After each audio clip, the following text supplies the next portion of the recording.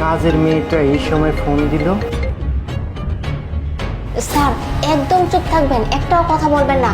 আমার যেটুকু কাজ ছিল সেটুকু আমি করে দিছি, আপনি শুধু সবকিছু দেখতে থাকুন। স্যার আমি তাহলে এখন আসি। কি রে লিমা, তুই খাটের উপরে কি করিস?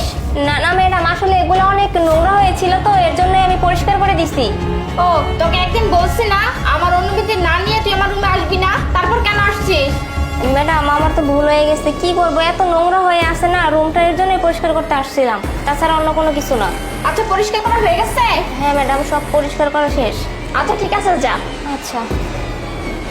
আর শোন, তোকে আবারও বল